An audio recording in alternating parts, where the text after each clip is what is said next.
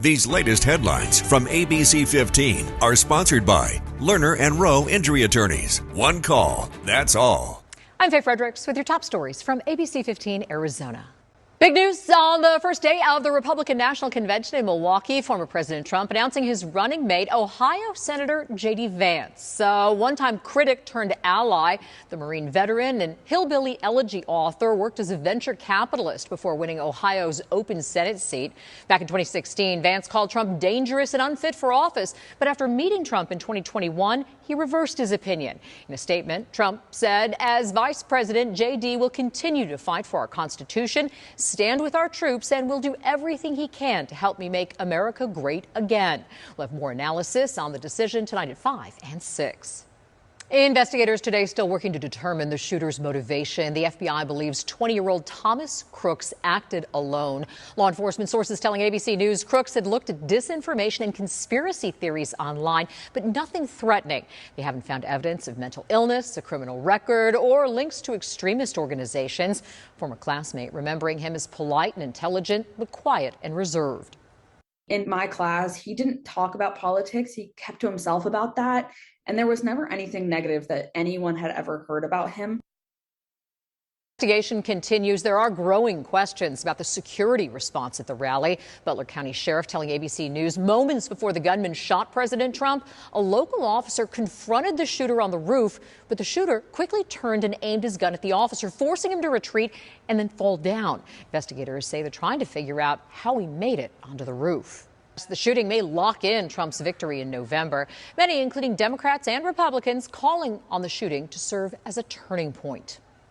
I know I speak for many when I say this emotion of this day needs to bring us together. The uniting effect when Reagan was shot and how the whole country, even people that didn't like the president at the time, came together is the feeling I think we're going to have in the United States for the next day or two. Yeah, from the campaign tactics to the rhetoric we can expect on the campaign trail moving forward. Stay with us throughout the evening for more on what to expect in the coming months. We spend the night over here, but I sit in my wheelchair. I can't go to sleep because I could picture what happened, you know, the big flame, you know. I was sitting up all night, you know, fear. Yeah, certainly understandable. Take a look at these images. ABC 15 hearing from families in the San Carlos Apache Reservation who are staying at a hotel after their homes were destroyed by the watch fire. We first told you about those flames Friday. Now, ABC 15 is working to get an update on the fire. It's already destroyed dozens of homes. Officials suspect the watch fire was started intentionally. No arrests so far. On Wildfire Watch, we're tracking the Black Fire burning 40 miles east of Phoenix, just south of Roosevelt Lake. Right now, the fire is around 6,000 acres, with the areas there on your screen in go evacuation status. Those include Tonto National Monument, Black Brush Ranch, and various recreation sites around the Tonto Basin. Now, meanwhile, the Roosevelt Lakeview RV Park and Roosevelt Lake Marina are in set status. For the very latest, head to ABC15.com. New this week, Google preparing to make its largest acquisition ever. The tech giant is working on a plan to buy Wiz, a cybersecurity startup with an emphasis on cloud computing. That deal could cost some $23 billion. Google's last major acquisition happened more than a decade ago when the company bought Motorola for $12.5 billion.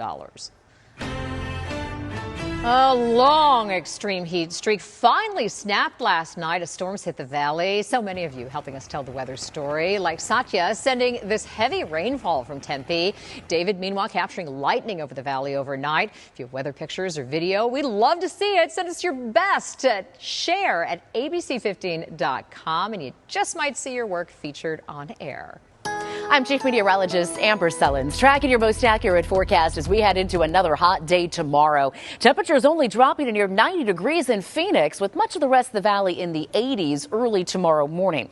We'll hit 103 at noon and top 110 by 4 o'clock in the afternoon. There's also a slight chance of monsoon storms in the forecast. Here's Futurecast from the University of Arizona. Most of the action to the north and to the east throughout the heat of the day tomorrow, and a chance that we could see some late night storms move into the Phoenix metro area. area. Slight chance at best, but it is in there for tomorrow and into early Wednesday. Those storm chances do look to ramp up a bit more, 30% now for Friday and the upcoming weekend. But it will be getting hotter too, up to 114 in that Friday and Saturday forecast, with overnight lows climbing into the low to mid 90s here in Phoenix. These latest headlines from ABC15 are sponsored by Lerner and Rowe Injury Attorneys. One call, that's all.